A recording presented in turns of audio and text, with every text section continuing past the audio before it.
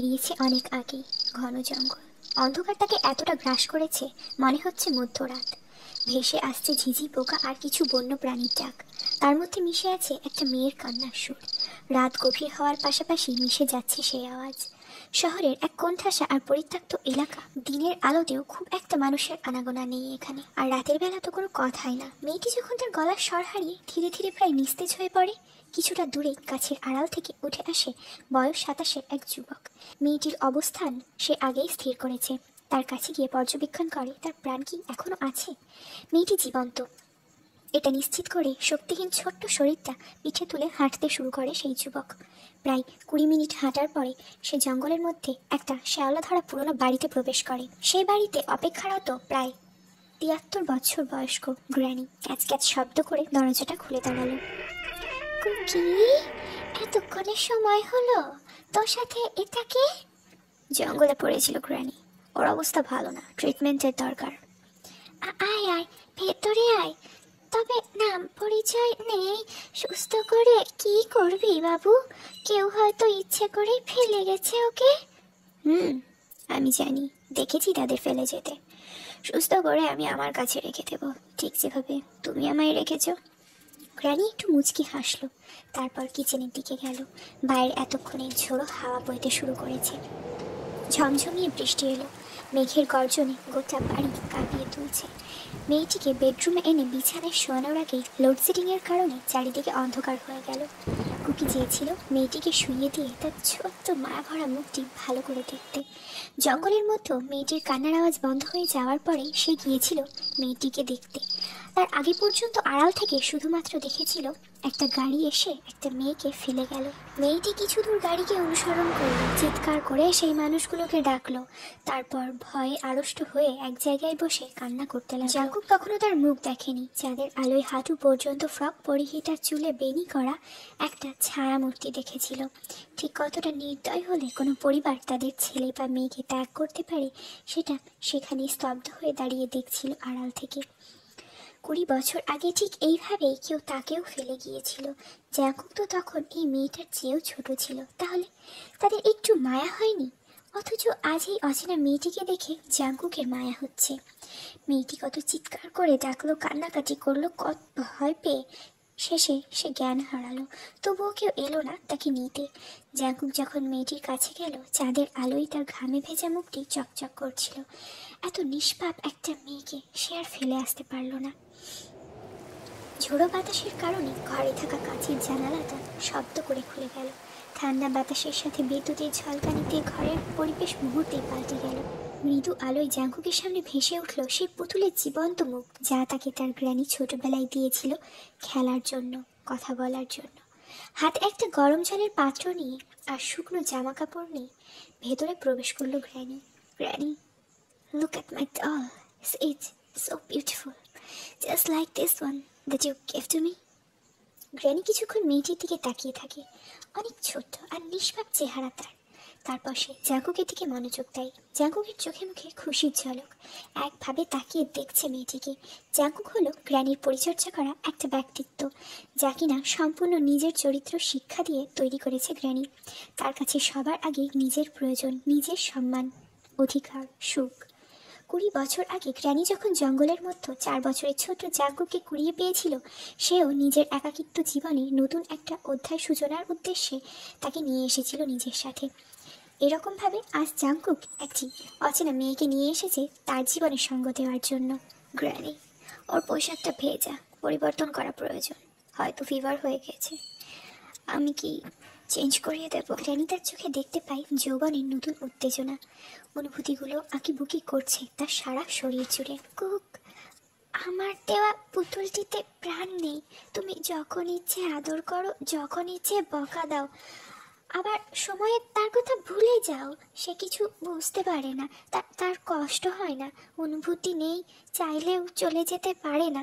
কিন্তু তুমি আজ যাকে পুতুল বলে এনেছো, সে তো একটা জীবন্ত মেয়ে। তোমার তারা আঘাত পেলে সে তোমার কাছে থাকতে চাইবে না। সারা জীবনের জন্য যদি রাখতে হয়, তাহলে এমন কিছু করো না যাতে সে কষ্ট পায়। আর যদি কোনো বস্তু ভেবে খেলতে চাও, তাহলে তুমি যা যা করতে পারো। আমি জানি গ্র্যানি, তোমার হাজব্যান্ডকে তুমি ঘৃণা করো, কারণ সে তোমাকে কখনোই তোমার মতো করে ভালোবাসেনি, বরং নিজের পরিবারের জন্য তোমাকে কষ্ট দিয়ে গেছে, খাটিয়ে গেছে, অত্যাচার করেছে। আমি এমন মানুষ হতে চাই না, তবে নিজেরটা নিজের মতো করে বুঝে নিতে চাই। গ্র্যানি, তুমি খাবার আর মেডিসিন নিয়ে এসো। বাইরে ঝড়ের প্রভাব কমে এসেছে, তবে ঘরের মৃদু আলোয় দৃশ্যমান মেয়েটিকে সামনে রেখে 24 বছরের যুবকের মনে যে ঝড় উঠেছে তা অত্যন্ত ঘৃণ্য। মেয়েটিকে তুলে বসিয়ে তার ফ্রকের পিছনের বোতামগুলো ধীরে ধীরে খুলে কোমর থেকে ফ্রকটিকে উপরের দিকে তুলে মাথা দিয়ে বার করে নেয়। বয়স অল্প হওয়ায় শরীরের গঠন এখনো পরিপূর্ণ হয়নি। জাঙ্কুক ঠোঁট প্রসারিত করে হাসে, তারপর গরম জলে টাওয়াল ভিজিয়ে মেয়েটির শরীর মুছতে শুরু করে। হাতে পায়ে শুকনো রক্ত লেগে হয়তো জঙ্গলে দৌড়াতে গিয়ে ব্যথা পেয়েছে সে। মেয়েটির ছাড়া জাঙ্কুকের সামনে সবই দৃশ্যমান। জাঙ্কুক অতি যত্নে তার শরীর পরিষ্কার করে দিল, ঠিক যেভাবে ছোট্টবেলায় তার পুতুলটিকে স্নান করিয়ে দিত। মেয়েটিকে একটি ওভার সাইজ টি শার্ট পরিয়ে তার ছোট্ট প্যান্টটা খুলে ফেলল। সাথে সাথে জাঙ্কুকের চোখে পড়ল একটি ভিন্ন আকাঙ্ক্ষিত দৃশ্য। তার শরীর গরম হতে শুরু করে। এক দৃষ্টে সে অংশের দিকে তাকিয়ে দেখে একটা মেয়ের শরীর। সে নিজে হাতে স্পর্শ করছে, এত কাছ থেকে দেখছে। মুহূর্তেই তার শরীরে বিন্দু বিন্দু ঘামের কণা জড়ো হতে শুরু করে, হাত পা কাঁপতে শুরু করে, অবশ লাগতে লাগে নিজেকে। বেসামাল হয়ে যাচ্ছে সেই পুরুষ। গলা শুকিয়ে আসছে তার। ওই নরম দেহের অপরিপূর্ণ অংশের দিকে বারবার চোখ আটকে যাচ্ছে। এলোমেলো লাগছে সব কিছু।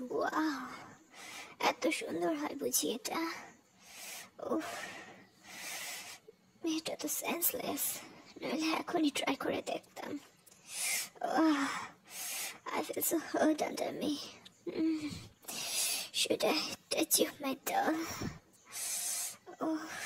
জাঙ্কুক মেয়েটি নগ্ন পায়ের উপর উঠে বসে। তার জিন্স উঁচু হয়ে ফুলে গেছে।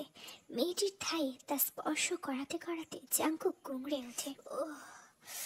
তাড়াতাড়ি বড় হও doll. Then I will play the physical game with you. আর কিছুক্ষণ থাকলে হয়তো গ্র্যানিকে দেওয়া কথা সে আর রাখতে পারবে না। জাঙ্কুক মেয়েটিকে সেই অবস্থাতে রেখেই রুম থেকে বেরিয়ে যায়।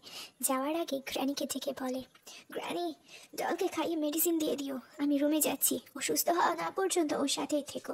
পরদিন জাঙ্কুক খুব সকালে ঘুম থেকে উঠে তার ডলের কাছে যায়। দেখে গ্র্যানি সবেমাত্র বেরিয়ে গেছে রুম থেকে। মেয়েটি বেডের মাঝে ঘুমের ঘোরে নড়াচড়া করছে। জাঙ্কুক তার জীবন্ত পুতুলকে নড়াচড়া করতে দেখছে প্রথমবারের মতো। কোমর পর্যন্ত লম্বা চুলগুলো বালিশের ওপর ছড়িয়ে ছিটিয়ে আছে। সে তার দিকে এগিয়ে যায়। ডল, এই ডল, ওয়েক আপ বেব। ডাকতে ডাকতে জাঙ্কুক তার দু গালে হাত দিয়ে স্পর্শ করে। মেয়েটি ধীরে ধীরে তার নীলাভ চোখ মেলে তাকায়। জাঙ্কুক অজান্তে শব্দ করে হাসে। Oh my God, your eyes are also same like my old doll. জাঙ্কুকের কথা মেয়েটির মাথায় ঢোকে না। সে ভয় পেয়ে কান্না করতে শুরু করে। হেই হেই ডল, রিল্যাক্স। কান্না কেন করছো? Please relax. তুমি এখানে সেফ আছো, এখানে কেউ তোমায় কিচ্ছু বলবে না। কান্না করো না প্লিজ। তুমি আজ থেকে আমার সাথেই থাকবে। উপরের শোরগোল শুনে গ্র্যানি ছুটে আসে। তারপর তারা দুজনে মেয়েটির সাথে কথা বলে জানতে পারি মেয়েটির নাম কিম তে-হিয়ং। সে এতটা ছোট না, তাকে বোঝানো সহজ হয়েছে নিজের পরিবার তাকে ছেড়ে গেছে। এখন থেকে এরাই তার আপনজন। খাওয়া পড়া, আদর যত্ন, ভালোবাসা, কোনো কিছুরই অভাব বুঝতে দেয় না তেকে তারা। এখন সে নিজেকে এখানে মানিয়ে নিয়েছে। গ্র্যানি, কোথায় তুমি? দেখো না, আমি কুকের কাছে থেকে রোজ এনেছি। এটা কত সুন্দর। জাঙ্কুক তখন ঘাড়ে ব্যাগ নিয়ে সিঁড়ি দিয়ে নামছে একাডেমি যাওয়ার জন্য। তাকে দেখে তে গোলাপটি পিছনে লুকায়।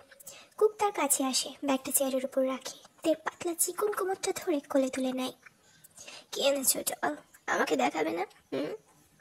কুক, আমি আর ছোট নেই যে তুমি আমাকে কোলে নেবে। তুমি আমার কাছে সেই ছোট্টটাই। আমি এভাবে তোমায় কোলে নেব আর আদর করব। কথা বলতে বলতে জাঙ্কুক থেকে কাঁচের ডাইনিং টেবিলের ওপর বসিয়ে তার দিকে ঝুঁকে যায়। কুকি, আমি বলেছি না এরকম করবে না, আমার ভালো লাগে না।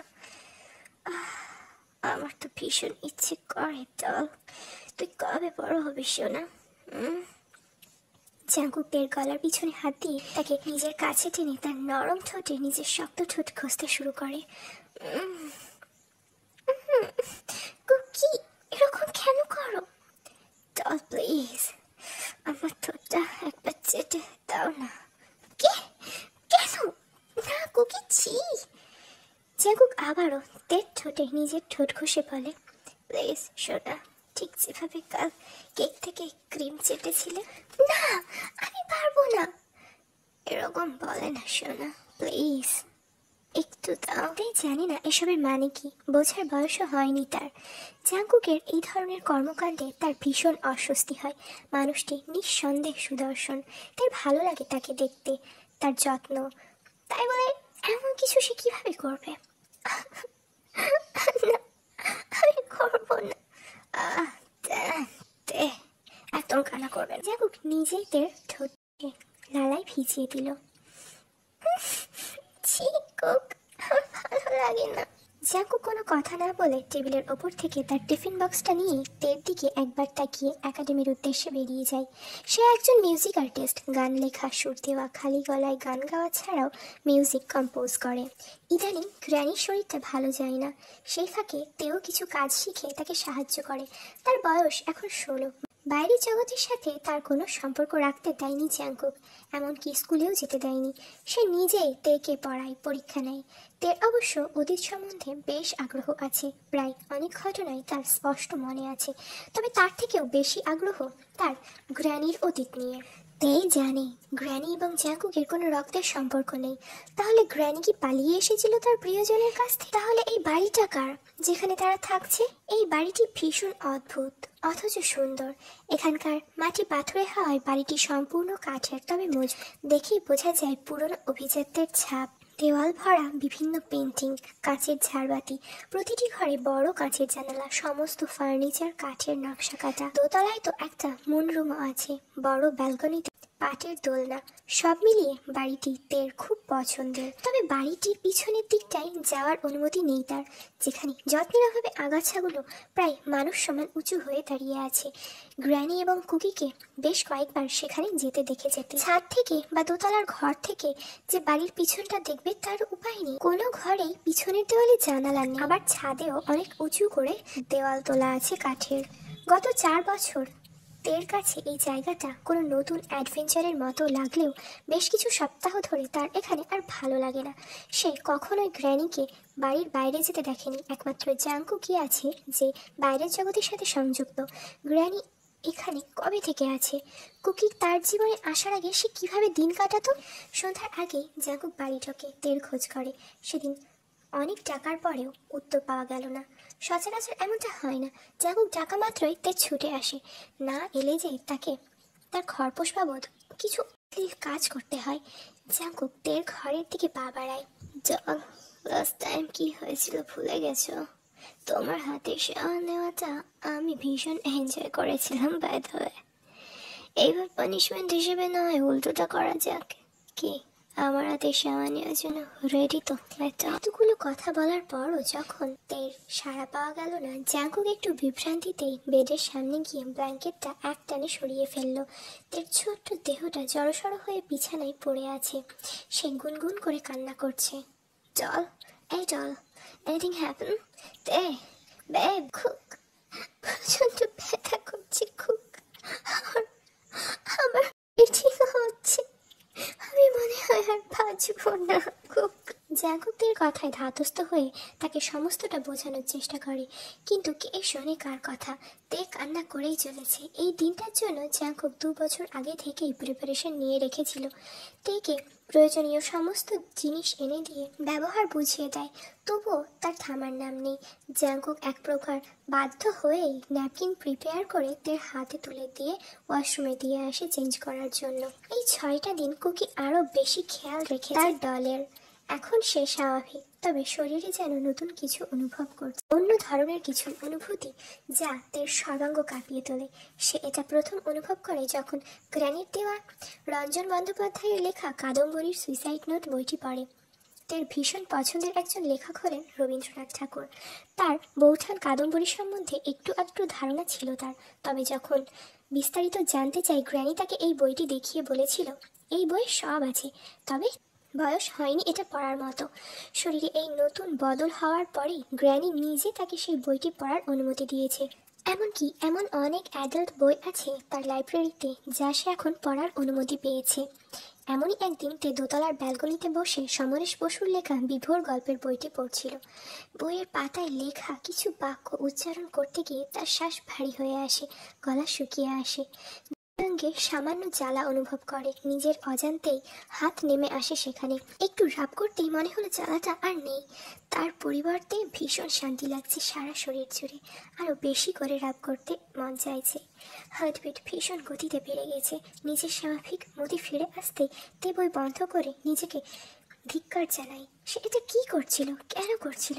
কাজটা হয়তো খারাপ, বিষয়টা কারোর সাথে আলোচনা করার মতো না। জাঙ্কুক এর ভেতরে কিছুটা পরিবর্তন লক্ষ্য করে। যে মেয়ে বিরক্ত অনুভব করত বা বকাবকি করত, এখন তার শরীর গরম হয়ে যায়। জাঙ্কুকের স্পর্শ মাত্রই শ্বাস ভারী হয়ে আসে, দৃষ্টি নিচু হয়ে যায়। জাঙ্কুক মহাশয় এই বিষয়ে বেশ খুশি, তাই সে আর তেকে তেমন জোর করে না। এখন নিজের অনুভূতি নিজেকে বুঝতে দেওয়ার সময় দেয়। গ্র্যানি, জল কোথায়? আবার কোথায়? এখন কি আর বাইরে তাকে দেখা যায়?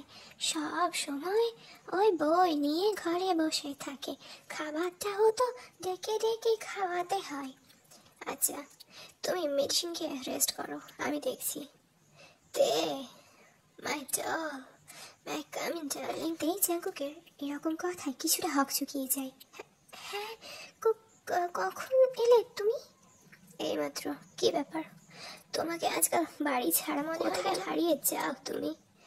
কোথায় হারাবো কি? বাড়িতেই তো থাকি। তোমার মনে হয় না তুমি বদলে যাচ্ছ? গ্র্যানির কাছে শুনলাম টাইম মতো খাওয়া দাওয়া করো না। না কুক, আসলে আমি এক্সকিউজ পছন্দ করি না সোনা। বাই দ্য ওয়ে, তোমার জন্য একটা বই এনেছিলাম। কি বই?